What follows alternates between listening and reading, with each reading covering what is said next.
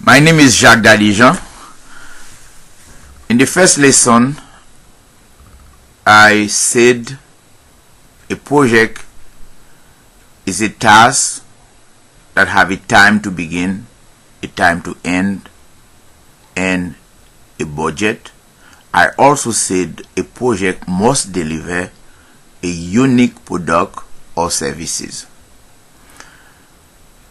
Those are the three constraints of project management: time, budget, and quality. As a project manager, your daily function will be to make sure that all projects finish on time, all projects deliver the quality product or service expected by the stakeholders, and all projects must complete within the budget that you propose. This is going to be your job as a project manager. But in order to do that, you have to make sure you understand the 5 processes of project management. First is initiating, the second is planning, the third is executing, the fourth is monitoring, and the last is closing. Those are the 5 processes that you have to make sure they are under control in every project you're going to have to manage. But initiating is the most important phase in project management because this is the foundation of all projects. Project initiation is the startup of every new project. This is project initiation that will convince the stakeholders that they have to invest in your project. And as you know, if you don't have a good project initiation that can convince the stakeholders, you will not have financing for your project. And if you do not have financing for your project, you do not have a project.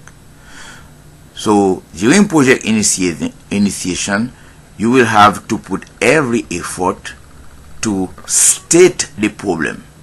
You have to make all the research about the business or the organization or the community where you're going to have your project. So you make sure you understand clearly what the problem is and what you're going to do to solve that project. So those are the simple questions you have to ask yourself when you're going to put a project together. The first question is what I'm going to do that will define the vision of the project. And you have to make sure the same vision that you have about the project is the same vision that the stakeholders have about the project. Is like the vision is like when you can see the bridge that you have not yet built. The vision is when you can see that school that you have not yet built. The vision is when you can see that summer camp that have not happened yet. So the vision is a clear understanding of what you're going to do to solve the stated problem or to create that new opportunity. So now when you defined the vision of the project and you agree with all the stakeholders what exactly you want to do, sometimes you have to present a blueprint, sometimes you have to present the picture of what you want to accomplish. You need the expert to make sure they explain clearly and they show that vision, and everyone and every stakeholders understand exactly what you're going to do. So now, what will convince the stakeholders that what you propose to do is the best solution? This is the part in project initiation that we call the project feasibility.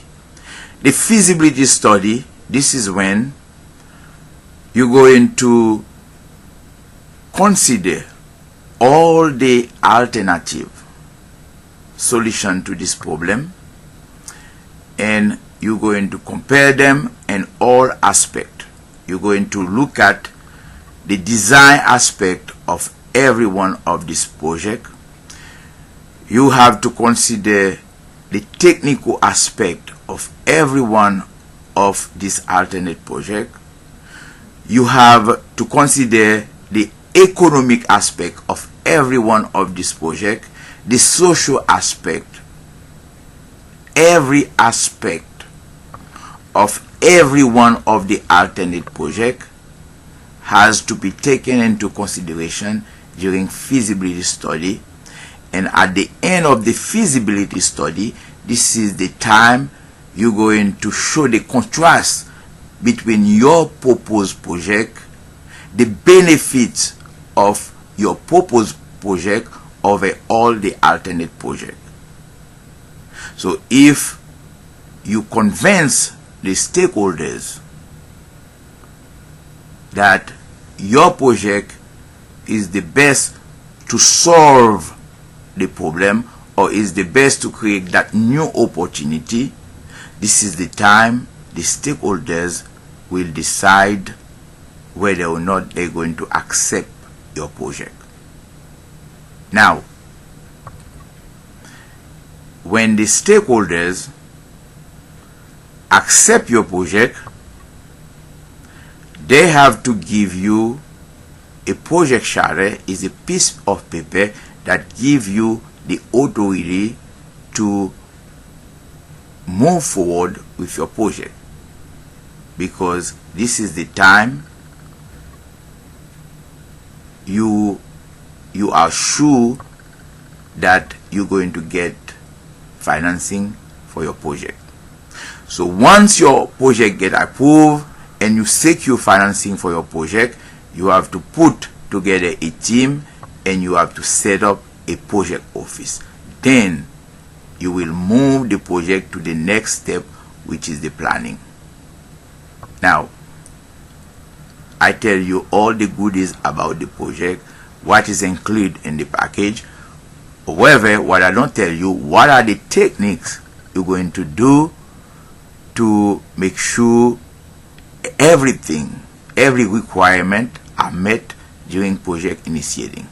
Now, the first question that you have to ask yourself is what I'm going to do, and the answer to that question is the description of your project, what the deliverable will look like when you complete that project.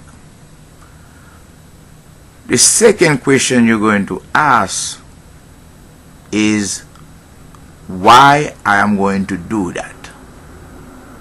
The answer to this question will allow you to explain the problem and how your project is going to bring a solution to that project, to that problem. What is the problem? You define the problem, and you're going to tell them how your proposed solution is going to solve that problem. So now, the first question was what I'm going to do, that define your project. The second is why I'm going to do it, that defined the problem. Now, the other question that will define the scope of your project, this is where you're going to spend more time, is how much it takes to deliver this project. This is where you're going to define the different objectives that you have to accomplish in order to complete that project. The objective are the work package, the essential work package that need to be done in order to complete the project, and this is the part of project initiating that we call project scope. So those simple questions, the answer to those simple questions can give you a way to describe the problem, to define the solution to this problem, and to define the different objectives that need to be accomplished in order to complete this project. Now, the other question you're going to ask yourself, because remember, during project initiating, you have to identify the stakeholders. Stakeholders are the people who are affected by the problem, the people who is going to work with you to accomplish every work package, and the people who is going to finance the project, and it also include the people who's going to benefit of this project. You need to have your research. You have to organize community meeting to make sure that you understand clearly who are the stakeholders, because they will have to play the role in accepting your project or in rejecting your project. They will also have a role in financing your project, and they will be the beneficiary of that beautiful project you're going to accomplish. So this is very important. You have to identify all the stakeholders. During initiation 2, you will have to define all the risks associated to your project. You don't want to surprise with a question about a risk, what you're going to do if this happens.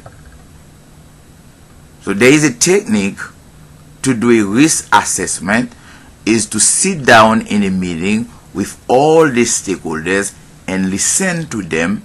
So when you're going to address those issues, they already know about the issue. They are waiting to see how you're going to address those issues.